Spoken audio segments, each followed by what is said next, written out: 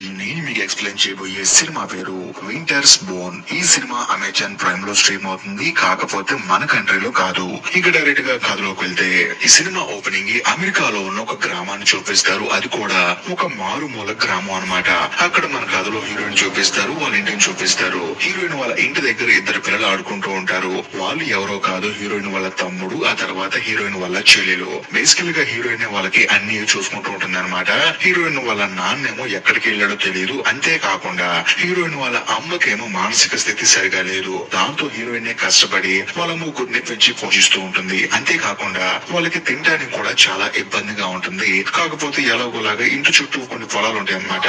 అక్కడ పెరిగిన కొన్ని బంగాళదుంపలు వీటిని తీసుకొచ్చి ఎలాగోలా వండుకొని తింటూ ఉంటారు. కాకపోతే హీరోయిన్ ఏంటంటే తన తమ్ముడిని తన చెల్లిని ఎలాగైనా బాగా చదివించాలని చెప్పేసి తమ్ముడిని వెళ్లి స్కూల్లో డ్రాప్ చేస్తుంది. ఆ స్కూల్లో హీరోయిన్ వాళ్ళ తమ్ముడు కూడా బాగా చదువుకుంటాడు. ఆ స్కూల్లో గనులు ఎలా కాల్చాలని చెప్పేసి, గనుని ఎలా హ్యాండిల్ చేయాలని చెప్పేసి ట్రైనింగ్ ఇస్తూ ఉంటారు. ఆ ట్రైనింగ్ హీరోయిన్ వాళ్ళ తమ్ముడు బాగా తీసుకుంటూ ఉంటాడు. మరోవైపు మన కథలో హీరోయిన్ చూపిస్తారు. హీరోయిన్ ఏం చేస్తుందంటే తన దగ్గర ఉన్న గుర్రాన్ని తీసుకొని పక్క వాళ్ళ ఇంటి దగ్గరికి వెళ్తుంది. వెళ్ళిన తర్వాత అక్కడున్న ఆవిడ ఏమంటుందంటే, మీ గుర్రం తిని ఎన్ని రోజులు అవుతుందమ్మా అని చెప్పి అడిగితే 4 రోజులు అవుతుందని చెప్పి అంటుంది. బేసికల్ గా హీరోయిన్ కి గుర్రానికి పెట్టడానికి తిండి కూడా లేదనమాట. అంటే తన దగ్గర డబ్బులు లేవు. దాంతో హీరోయిన్ ఏం చేస్తుందంటే వాళ్ళ దగ్గర తీసుకెళ్లి మా గుర్రానికి కొంచెం దానా వేస్తారని చెప్పి అంటంతో ఆవిడ కూడా నువ్వేం కంగారు పడకమ్మా, మా షెడ్లు వదిలేసి అని చెప్పేసి హీరోయిన్ వాళ్ళ గుర్రాన్ని ఆవిడ షెడ్ లో పెట్టుకుంటుంది. ఆ తర్వాత హీరోయిన్ ఇంటికి వెళ్లి పని చేసుకుంటూ ఉంటుంది. కరెక్ట్ గా అదే సమయంలో హీరోయిన్ వాళ్ళ ఇంటికి ఒక పోలీస్ ఆఫీసర్ వస్తాడు. ఆయన వచ్చేసి హీరోయిన్ తో మీ అమ్మతో మాట్లాడాలని చెప్పేసి అంటాడు.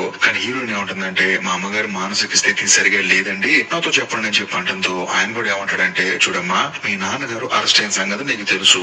అంతేకాకుండా మీ నాన్న కూడా ఓన్ గా బెయిల్ తీసుకొని బయటకు వచ్చాడు. కాకపోతే కోర్టు వాళ్ళు ఎప్పుడెప్పుడైతే విచారంగా రమ్మంటారో అప్పుడు మీ నాన్న కోర్టుకి అటెండ్ అవ్వాలి. అలా అటెండ్ అవ్వని పక్షంలో మీరు మా ఆస్తి మొత్తం జప్తు చేసుకోవచ్చు అని చెప్పేసి తన సంతకం కూడా పెట్టాడు. కాబట్టి కోర్టుకి అటెండ్ అవ్వమను, లేకపోతే మీకు ఉన్న ఇల్లు కూడా పోతుందని చెప్పేసి అంటంతో హీరోయిన్ ఆశ్చర్యపోతుంది. అవును మా నాన్న ఎందుకు అరెస్ట్ చేశారని చెప్పి అడుగుతుంది. దాంతో పోలీసు ఏమంటాడంటే, ఏముందమ్మా మన ఊర్లో కామన్ గా జరిగేదే, మొత్తం పదార్థాలు తయారు చేస్తున్నాడు, అందుకని పోలీసులు పెట్టుకున్నారు. కాకపోతే ఇప్పుడు కోర్టుకి అటెండ్ అవుతాడో లేదో కూడా తెలియదు. కాబట్టి మీ నాన్న అటెండ్ అవ్వమను, అలా అటెండ్ అవ్వకపోతే ఈ ఇల్లు కాస్త పోలీసులు జప్తు చేసుకుంటారు. సో దాంతో మీరు రోడ్డు మీద పడతారు, జాగ్రత్త అని చెప్పేసి ఆ పోలీస్ ఆఫీసర్ అక్కడి నుంచి వెళ్ళిపోతాడు. దాంతో హీరోయిన్ ఆలోచనలో పడుతుంది. ఇల్లు లేకపోతే అలాగా కష్టం కదా, ఎందుకంటే ఫుడ్ లేకపోతే కనీసం ఒక రోజు పస్తులుండి ఇంకో రోజు తినొచ్చు, కానీ ఇల్లు లేకపోతే కష్టం కదా. అందుకని హీరోయిన్ ఆలోచిస్తూ ఉంటుంది. అలా కొంత సమయం గడిచిన తర్వాత పక్కింటి ఆవిడ వచ్చేసి హీరోయిన్ కి బాగా ఫుడ్ ఇస్తుంది అనమాట. ఎందుకంటే వీళ్ళు ఫుడ్ కి ఇబ్బంది పడుతున్నారని చెప్పి ఆవిడకి తెలిసి ఆవిడ వీళ్ళ కోసం అన్నం కూర ఇవన్నీ వండుకొని వాటికి అదనంగా ఫ్రూట్స్ కూడా తీసుకొచ్చి హీరోయిన్ కి ఇస్తుంది. ఏంటమ్మా పోలీసులు వచ్చారని చెప్పి అడిగితే, ఏముంది మా నాన్న జైలు నుంచి బయటకు వచ్చాడంట, కాకపోతే కోర్టు వాళ్ళ టైంకి రాకపోతే మాత్రం ఇల్లు జప్తు చేసుకుంటారంట. ఇప్పుడు మా నాన్న ఎలాగైనా సరే కోర్టుకి అటెండ్ అయ్యేలా చేయాలి అంతే అని చెప్పి అంటంతో ఆవిడే ఉంటుందంటే జాగ్రత్త మా పోలీసులు అని చెప్పేసి హీరోయిన్ కి ధైర్యం చెప్పి అక్కడి నుంచి వెళ్ళిపోతుంది. ఇప్పుడు హీరోయిన్ ముందున్న మొట్టమొదటి లక్ష్యం ఏంటంటే వాళ్ళ నాన్న ఎక్కడున్నాడో కనుక్కోవడం. ఇప్పుడు కనుక్కోవాలంటే ఊరు మొత్తం తిరగాలంటే బండి కావాలా. అందుకని హీరోయిన్ ఏం చేస్తుందంటే తన ఫ్రెండ్ ఒక అమ్మాయి ఉంటుంది అనమాట, బాగా క్లోజ్ ఫ్రెండ్. ఆ అమ్మాయి దగ్గరికి వెళ్తుంది. వెళ్ళి చూస్తే ఆ అమ్మాయికి ఒక బాబు కూడా పుట్టుంటాడు. అక్కడికి వెళ్ళి తన ప్రాబ్లం మొత్తం చెప్పుకొని, మీ ఆయన ట్రక్ ఉంది కదా, ఆ ట్రక్ కనుక ఇస్తే నేను పెట్రోల్ కొట్టించుకొని ఊరు మొత్తం తిరిగి మా నాన్న వెతుకుతాను, తనని ఎలాగైనా సరే కోర్టులో అటెండ్ అయ్యేలా చేస్తానని చెప్పడంతో సరే ఉండు మా ఆయన అడుగుతానని చెప్పేసి హీరోయిన్ వాళ్ళ ఫ్రెండ్ కూడా వాళ్ళ ఆయన అడుగుతుంది. ఇలా ట్రక్ కావాలని చెప్పడంతో నేనేమో నాకు అర్జెంట్ పనుందని చెప్పేసి అంటంతో హీరోయిన్ బాధపడుతుంది. ఆ తర్వాత చేసేది ఏం లేక హీరోయిన్ వాళ్ళ బాబాయ్ వాళ్ళ ఇంటికి వెళ్తుంది. అంటే హీరోయిన్ వాళ్ళ నాన్న వాళ్ళ అన్న అనమాట. ఆయన దగ్గరకు బయలుదేరి వెళ్తుంది. వీళ్ళు చూస్తే అక్కడ బాబాయ్ వాళ్ళ వైఫ్ ఉంటుంది. ఆవిడ కూడా హీరోయిన్ చూసి రామ అని చెప్పేసి లోపల తీసుకెళ్తుంది. తీసుకెళ్లిన తర్వాత వాళ్ళ బాబాయ్ని పిలుస్తుంది. ఆయన కూడా బయటకు వస్తాడు. ఎందుకు వచ్చావు అని చెప్పి అడిగితే, ఏమీ లేదు మా నాన్న కనిపించట్లేదు, ఆయన ఇప్పుడు కోర్టు కనుక అటెండ్ అవ్వకపోతే ఇల్లు మొత్తం జప్తు చేసుకుంటారంట అని చెప్పేసి అంటంతో వాళ్ళ బాబాయ్ కోపం వచ్చేసి, మీ నాన్న ఇష్టం ఉంటే ఇక్కడికి వస్తాడు, లేకపోతే రాడు, ఈ మాత్రం దానికి నన్ను ఎందుకు రావడం వచ్చావని చెప్పేసి హీరోయిన్ మీద కోపడి అక్కడి నుంచి వెళ్ళిపోతాడు. కాకపోతే వెళ్ళేటప్పుడు తానేమంటాడంటే, మీ నాన్న ఎప్పుడు చూసినా ఒక అతనితో తిరుగుతూ ఉంటాడు, అతని పేరు ఇదిగో అని చెప్పేసి హీరోయిన్ వాళ్ళ బాబాయ్ అతని పేరు అడ్రస్ చెప్పి అక్కడి నుంచి కోపంగా లోపలికి వెళ్ళిపోతాడు. వెళ్ళిపోయిన తర్వాత హీరోయిన్ వాళ్ళ బాబాయ్ వాళ్ళ వైఫ్ ఏం చేస్తుందంటే హీరోయిన్ కి కొంత డబ్బులు ఇచ్చేసి, నువ్వు ప్రశాంతంగా ఉండమా, నువ్వేం కంగారు పడుకు, అంతా మంచి జరుగుతుందని చెప్పేసి హీరోయిన్ కి ధైర్యం చెప్తుంది. ఆ తర్వాత మన కథలో హీరోయిన్ అక్కడి నుంచి బయటకు వచ్చేసి వాళ్ళ బాబాయ్ చెప్పిన అడ్రస్ కి బయలుదేరి వెళ్తుంది. వెళ్ళి చూస్తే అక్కడ ఒక లేడీ ఉంటుంది. ఆవిడ దగ్గరికి వెళ్ళి హీరోయిన్ జరిగింది మొత్తం చెప్తుంది. దాంతో ఆవిడ కూడా హీరోయిన్ ని ఒక అతని దగ్గర తీసుకెళ్తుంది. ఆ అతను బయటకు వచ్చి, చూడమ్మా మీ నాన్న కోసం నువ్వు వచ్చావన్న సంగతి నాకు అర్థం అవుతుంది. మీ నాన్న నేను ఒకప్పుడు మత్తు పదార్థాలు తయారు చేసి అమ్మేవాళ్ళం. కాకపోతే ఒక సంవత్సరం నుంచి మీ ఇద్దరు అసలు కలుసుకోలేదమ్మా. మీ నాన్న ఎక్కడున్నాడో కూడా నాకు తెలియదని చెప్పేసి అనడంతో హీరోయిన్ ఏం చేయాలో తెలియక అక్కడి నుంచి బయటకు వచ్చేస్తుంది. అలా వెళ్లేటప్పుడు దారి చూపించడానికి వచ్చిన లేడీ ఏమంటుందంటే, చూడు మీ నాన్న గనక ఎక్కడికి వెళ్ళాడు అని తెలుసుకోవాలనుకుంటే ఈ ఊర్లో ఒక పెద్ద గ్యాంగ్స్టర్ ఉన్నాడు. అతను కొండ మీద ఉంటాడు కాబట్టి ఆ కొండ మీదకి వెళ్ళి అతను మీట్ అయ్యి ఈ ప్రాబ్లం అవుతుందని చెప్పుకుంటే అంత సెట్ అయిపోవచ్చు అని చెప్పడంతో హీరోయిన్ కూడా సరే అని చెప్పేసి కష్టపడి ఆ కొండ మీద నడుచుకుంటూ వెళ్లి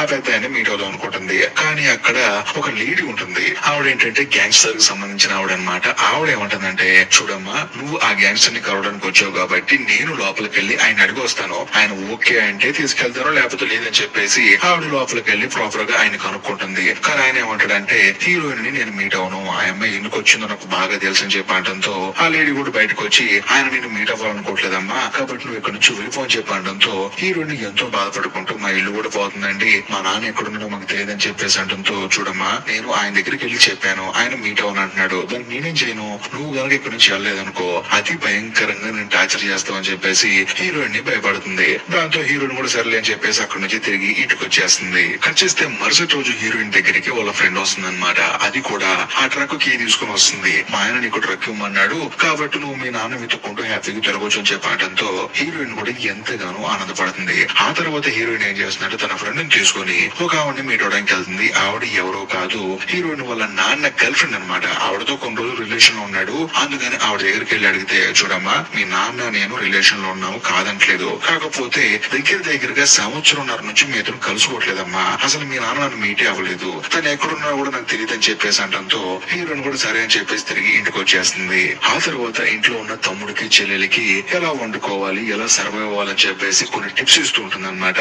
ఒకవేళ తను లేకపోయినా సరే వీళ్ళు సర్వైవ్ అవడానికి కరెక్ట్ గా అదే సమయానికి హీరోయిన్ వాళ్ళ బాబాయ్ వచ్చేసి, ఏంటి ఈ రోజే కదా మీ నాన్న కోర్టుకు వెళ్లాల్సిన రోజు, నాకు తెలిసినంత వరకు మీ నాన్న కోర్టుకు వెళ్ళాడు, కానీ నేను ఒక ఐడియా ఇస్తాను, అదేంటంటే మన తోటలో ఉన్న చెట్లన్నింటిని కొట్టేసి వాటిని అమ్మేసుకొని ఆ డబ్బులతో బయట ఎక్కడన్నా బతకండి అని చెప్పేసి హీరోయిన్ వాళ్ళ బాబాయ్ ఒక సలహా ఇచ్చి అక్కడి నుంచి వెళ్ళిపోతాడు. అలా కొంత సమయం గడిచిన తర్వాత కోర్టు నుండి ఒక ఆఫీసర్ వస్తాడు హీరోయిన్ వాళ్ళ ఇంటికి. వచ్చిన తర్వాత, చూడమ్మా మీ నాన్న కోర్టుకు రాలేదు కాబట్టి మీ ఇంటికి జప్తు చేసుకుంటాం, కానీ ఈ రోజు కాదు ఎగ్జాక్ట్లీ 7 రోజుల తర్వాత, ఈ 7 రోజుల్లో మీ నాన్న ఎక్కడన్నా ఉంటే ఆయన వెతికి తీసుకొచ్చి మా ముందు పెట్టి అని చెప్పేసి అంటాడు. అంతేకాకుండా ఆఫీసర్ ఏమంటాడంటే, మీ ఇంటి పరిస్థితి చూస్తుంటే మీ దగ్గర అసలు డబ్బులు లేవు, మీ నాన్న దగ్గర అస్సలు డబ్బులు లేవు, కానీ మీ నాన్నతో అవసరం ఉన్న ఎవడో ఒకడు వచ్చేసి బెయిల్కి డబ్బులు కట్టి మీ నాన్న బయటకు తీసుకొచ్చాడు, ఒకవేళ వాడి దగ్గర కూడా మీ నాన్న వచ్చాము అని చెప్పేసి ఇతను ఏంటంటే హీరోయిన్ కి ఒక హింట్ ఇస్తాడు. అంతేకాకుండా హీరోయిన్ ఏమంటుందంటే, నాకు తెలిసినంత వరకు మా నాన్నగారు కనుక కోర్టుకు రాకపోతే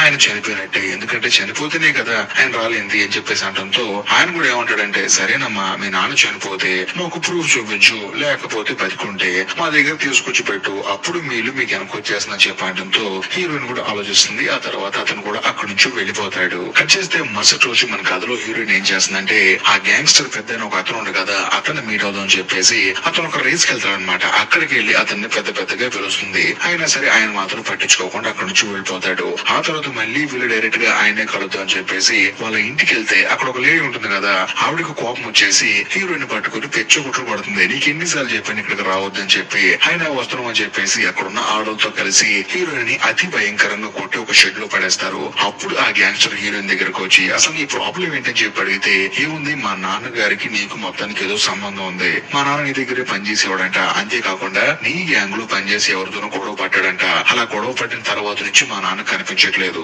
మా నాన్న కనిపిస్తేనే ఇప్పుడు మా ఇల్లు మాకు తిరిగి వస్తుంది, ఒకవేళ మీరు మా నాన్నని చంపేసినా సరే తను ఎక్కడ పుడిచిపెట్టారో చెప్పండి, ఆ శవాన్ని నన్ను చూపించినా సరే మాకు మా ఇల్లు వచ్చేస్తుంది, ఎందుకంటే నా తోడ పుట్టిన వాళ్ళు ఇంకో 2 ఉన్నారు, మా అమ్మకి అనారోగ్యంగా ఉంది, మేమందరం ఎక్కడికి వెళ్ళి బతకాలి, ఎలా బతకాలి, దయచేసి మా నాన్న ఎక్కడ ఉండో చెప్పండి అని చెప్పేసి హీరోయిన్ ఆ గ్యాంగ్స్టర్ అడుగుతుంది. కానీ ఆయన మాత్రం సైలెంట్ గా ఉంటాడు. కరెక్ట్ గా అదే సమయంలో బయట ఏదో కారు వచ్చిన సౌండ్ వస్తుంది. ఏంటని చెప్పేసి షెడ్ ఓపెన్ చేసి చూస్తే వచ్చింది ఎవరో కాదు హీరోయిన్ వాళ్ళ బాబాయ్ అనమాట. తాను లోపలికి వస్తుంటే అక్కడున్న రౌడీలందరూ ఆయన దగ్గరకు వచ్చి కొట్టబోతూ ఉంటారు. కానీ ఆయన మాత్రం ఎవరికి భయపడకుండా ముందుకు వస్తాడు. ముందుకొచ్చి చూస్తే అక్కడ మన కథలో హీరోయిన్ ఒంటి నిండా ప్లేట్ తో ఒక మూల పడిపోయి ఉంటుంది అనమాట.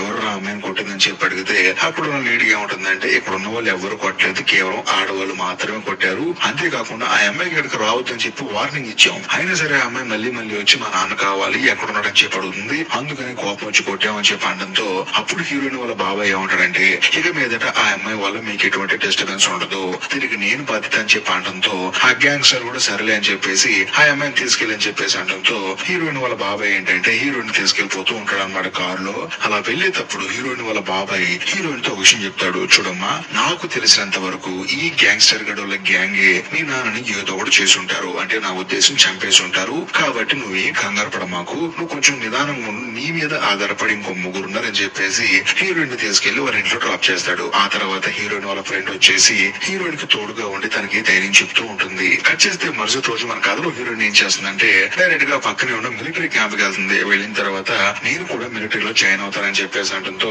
అక్కడ ఉన్న ఆఫీసర్ అడుగుతాడు, నువ్వు ఇక్కడ జాయిన్ అవ్వాలంటే మీ అమ్మగాని మీ నాన్నగారి సంతకం పెట్టాలని చెప్పేసి అంటాడు. కానీ హీరోయిన్ ఏముంటుందంటే మా నాన్న ఎక్కడున్నాడో తెలియదు, మా అమ్మకి ఆరోగ్యం బాగోలేదని చెప్పేసి అంటంతో సరే ఇదంతా బాగానే ఉంది కానీ మరి 2 సంవత్సరాలు నీకు ట్రైనింగ్ పీరియడ్ ఉంటుంది, అప్పుడు దాకా నువ్వు నీ కుటుంబ సభ్యులకు దూరం అవ్వాలని చెప్పి అంటంతో మరి ఆ తర్వాత అని చెప్పి అడిగితే ఏముంది నీకు ఉద్యోగం వచ్చేస్తుంది, నీకంటూ సపరేట్ గా క్వార్టర్స్ ఇస్తారని చెప్పేసి అంటంతో హీరోయిన్ ఆలోచిస్తూ ఉంటుంది. ఏంటమ్మా ఆలోచిస్తున్నా అని చెప్పి అడిగితే ఏమి లేదండి, నాకు 2 తోడబుట్టిన వాళ్ళు ఉన్నారు, వాళ్ళు చాలా చిన్న పిల్లలు, 2 సంవత్సరాల వాళ్ళకి దూరం ఉంటుంది ఎలాగని చెప్పేసి హీరోయిన్ ఆఫీసర్ తో చెప్పడంతో ఆయన ఏమంటాడంటే చూడమ్మా నాకు తెలిసినంత వరకు నువ్వు దేశానికి సేవ చేయడం కన్నా నువ్వు మీ ఇంట్లో వాళ్ళకి సేవ చేయడం అనేది తప్పనిసరి, కాబట్టి నాకు తెలిసినంత వరకు నువ్వు ఇంటికి వెళ్ళడం బెటర్ అని చెప్పేసి అనడంతో హీరోయిన్ కూడా సరే అని చెప్పేసి తిరిగి ఇంటికి వచ్చేస్తుంది. కట్ చేస్తే మరుసటి రోజు హీరోయిన్ దగ్గరికి వాళ్ళ బాబాయ్ వస్తాడు. వచ్చిన తర్వాత మీ నాన్నని వెతుకుతాం రా అని చెప్పేసి తానే స్వయంగా హీరోయిన్ ని కారులో ఎక్కించుకొని వాళ్ళ నాన్నకి ఎవరెవరితో సంబంధాలు ఉన్నాయో, వాళ్ళ నాన్న ఎవరెవరితో తిరిగేవాడు, వాళ్ళందరినీ ప్రాపర్ గా ఎంక్వైరీ చేస్తూ ఉంటాడు. కానీ ప్రతి ఒక్కళ్ళు ఏమో మాకు తెలియదు అని చెప్పేసి అంటూ ఉంటారు. కానీ వాళ్ళు అబద్ధం చెప్తున్నారన్న సంగతి హీరోయిన్ వాళ్ళ బాబాయ్కి బాగా తెలుసు.